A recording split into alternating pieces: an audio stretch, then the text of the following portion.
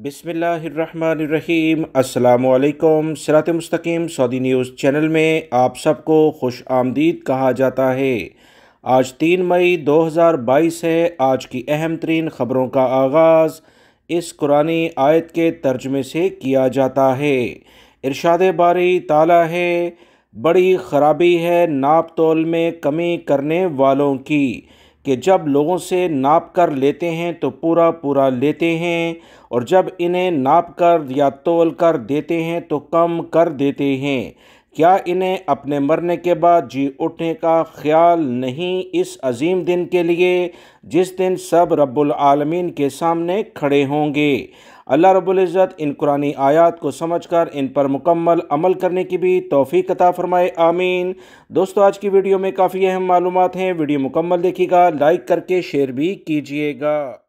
Saudi अरब में अकामा ख़त्म होने से पहले यानी एक्सपायरी डेट से पहले अकामा लाजमी तौर पर तजदीद हो जाए तो बहुत बेहतर है, वरना गुज़रते वक्त के साथ गैर मुल्की अफराद के लिए बड़े मसले मसाइल पैदा होने जा रहे हैं। बहुत सारे गैर मुल्की अफराद इस अहम इतला को नहीं समझते और इनके कफ़ील और कंपनियां इनके अकामे ताख़ीर से बनाकर इनके लिए बड़ी मुश्किलात पैदा करते हैं। सऊदी महकमा पासपोर्ट की जानिब से यानी जवाज़ात ने कहा है, अगर किसी भी शख्स का अकामा पहली बार ताख़ीर से बनेगा तो इस पर 500 रियाल जुर्माना किया जाएगा।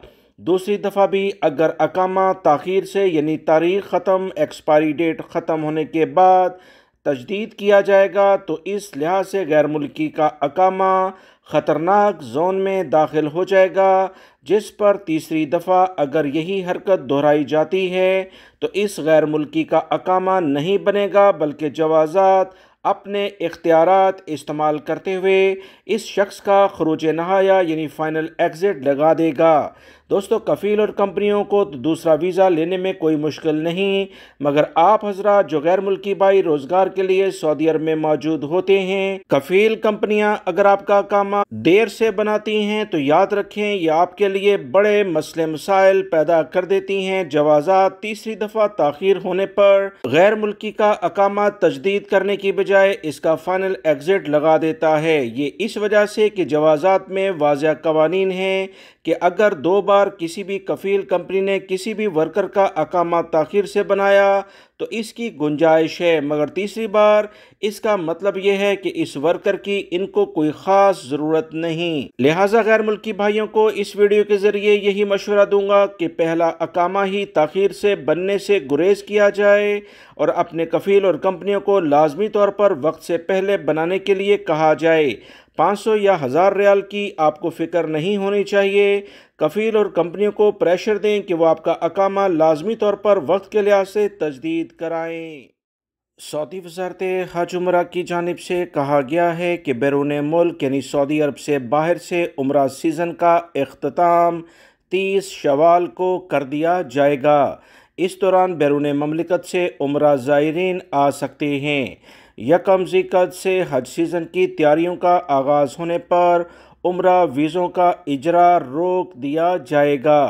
सऊदी अरब के अहम तरीन सरकारी ज़राए से जो इतलात आई हैं कि बैरून मुल्क से 30 मई से पहले पहले उम्रे के वीज़े जारी किए जाएंगे, उसके बाद उम्रे वीज़े बंद होने जा रहे हैं। सऊदी वज़ारत हज उम्रा का मज़ीद कहना है कि वज़ारत के डिजिटल पोर्टल पर उम्रे वीज़े के लिए दरख्वास्तें अपलोड कराई जा सकती हैं, जिसमें मंजूर शुदा उम्रा टूर ऑपरेटर की सहूलत फराहम की गई है।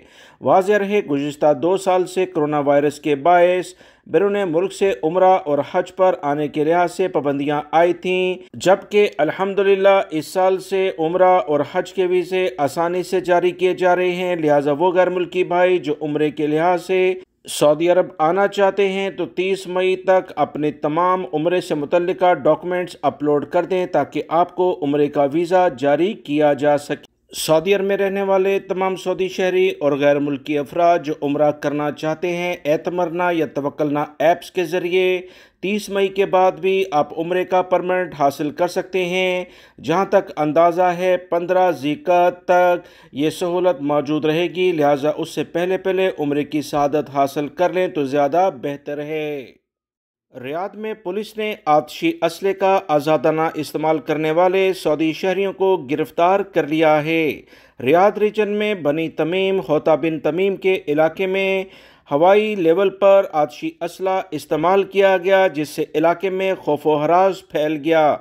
मुल्ज़मान की निशानदेही होते ही तमाम लोगों को गिरफ्तार कर लिया है।